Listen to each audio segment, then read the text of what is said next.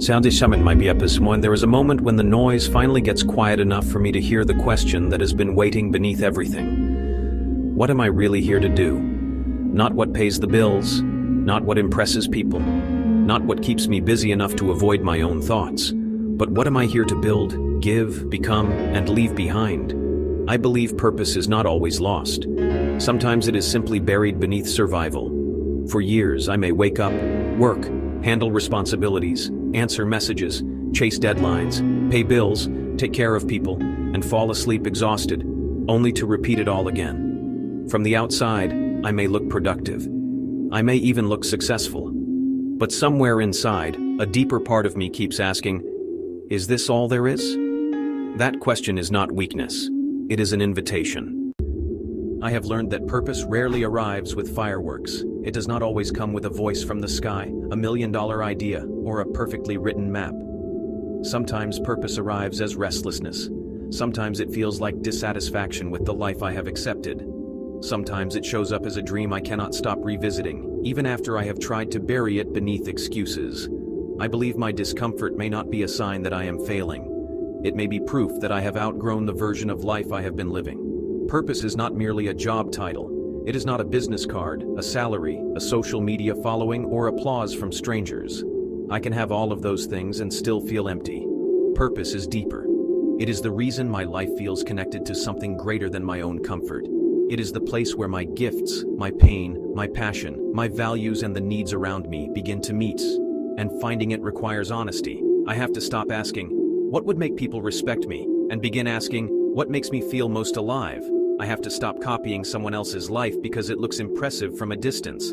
I have to stop mistaking another person's calling for my own assignment. I believe comparison is one of the greatest thieves of purpose. It makes me overlook what is already inside me because I am too busy admiring what is inside someone else. I see another person's money, confidence, platform, relationship, talent, or lifestyle, and suddenly I begin questioning my own path, but I cannot find my purpose while constantly renting someone else's vision. My purpose may not look like theirs. My pace may not look like theirs. My gift may not be loud, glamorous, or easily explained, but it is still mine. Sometimes I find clues to purpose by looking backward. I ask myself what has followed me through every chapter. What problems do people naturally bring to me? What do I care about even when nobody pays me? What kind of injustice makes me angry enough to want change? What subjects can I speak about for hours without becoming bored? What pain have I survived that may now become a bridge for someone else? I believe my scars may contain directions. The thing that nearly broke me may become the thing that gives me credibility to help someone else rise. The season that made no sense at the time may later reveal why it had to happen. I do not believe every painful experience is good, but I do believe I can choose not to waste it. Maybe I know what it feels like to struggle financially, so I become someone who teaches others how to build stability. Maybe I have battled loneliness, addiction, grief, rejection, divorce, illness, or fear, and I develop a voice that reaches people still trapped in those places. Maybe I have always felt like an outsider, so I become the person who makes others feel seen. Pain can make me bitter, or it can make me useful. The choice is mine. Purpose also leaves clues in what I admire. When I see someone living with courage, creating beauty, leading people, serving a community, building a business, speaking truth, mentoring young people, or standing for something meaningful, I pay attention to what stirs inside me. Is it jealousy? Or is it recognition? Sometimes what I call envy is actually a neglected desire trying to get my attention. It is my soul saying, there is something in that direction that belongs to you too. I do not need to copy another person's path, but I can let their example reveal possibilities I had been too afraid to admit I wanted. I believe purpose often begins when I allow myself to want something honest, not something shallow, not something designed to make me look important, something real. Maybe I want to write, maybe I want to build, maybe I want to teach, maybe I want to lead, maybe I want to become healthier, start a business, create art, raise a strong family, serve my church, learn a trade, travel, mentor, speak, or give people hope. The desire itself is not enough, but it is a beginning. I have to be willing to move before I have complete clarity. This is where many people lose years. They wait for purpose to arrive fully formed, with every answer attached. They wait until fear disappears, money is abundant, everyone approves, and success is guaranteed. But purpose does not reward spectators. It reveals itself through movement. I may not know the entire road, but I can take the next honest step. I can write the first page. I can enroll in the class. I can make the call. I can volunteer.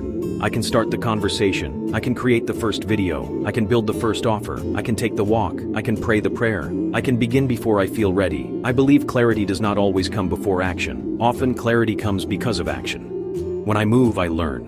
When I learn, I adjust. When I adjust, I become more aligned. The wrong doors teach me what the right doors look like.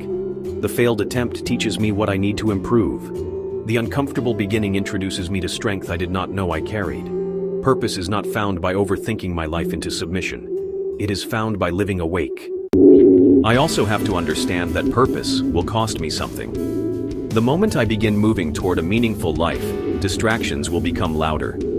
Doubt will become more persuasive. People who were comfortable with my smallness may suddenly have opinions about my growth. Some will not understand. Some will laugh. Some will tell me I am too old, too young, too late, too inexperienced, too ambitious, too unrealistic, or too different. I have to decide whose voice gets to shape my future. I believe purpose demands courage because it often requires me to disappoint the expectations of people who never had to live my life. I cannot allow fear of judgment to become the architect of my choices. People will judge me when I try, and some will judge me if I never try. I might as well be judged for building something that matters. There is a difference between selfish ambition and meaningful purpose. Selfish ambition asks, how can I become bigger? A purpose asks, how can I become useful? Selfish ambition needs constant applause. As purpose can work quietly for years without recognition because it knows the mission is bigger than the moment. I believe the most fulfilling purpose is connected to service. It asks not only, what am I good at, but also, who can I help? It does not mean I must save the entire world. That pressure is too heavy for anyone.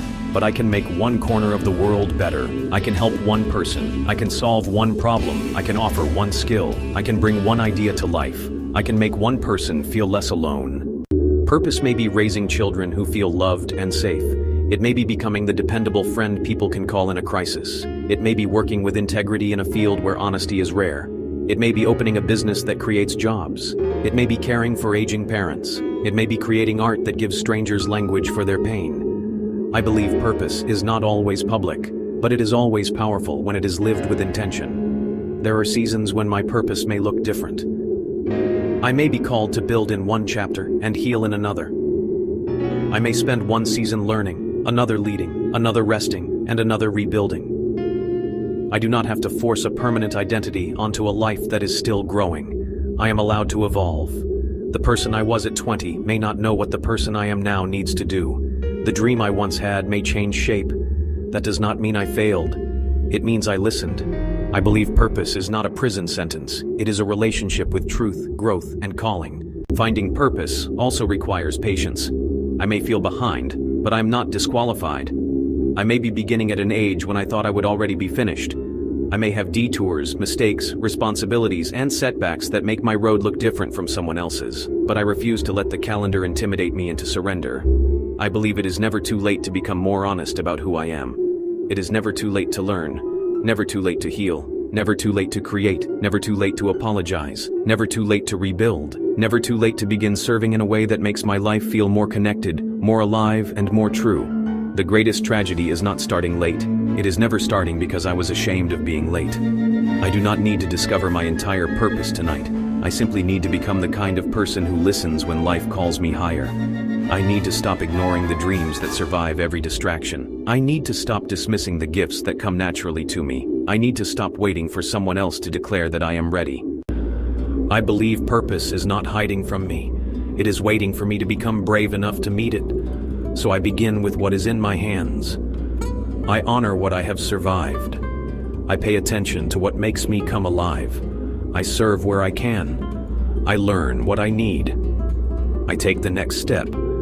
I stop making excuses for the life I secretly want to live. And one day, I look back and realize that purpose was never one giant moment waiting in the distance. It was built in every honest decision I made when I finally chose to stop drifting and start living on purpose.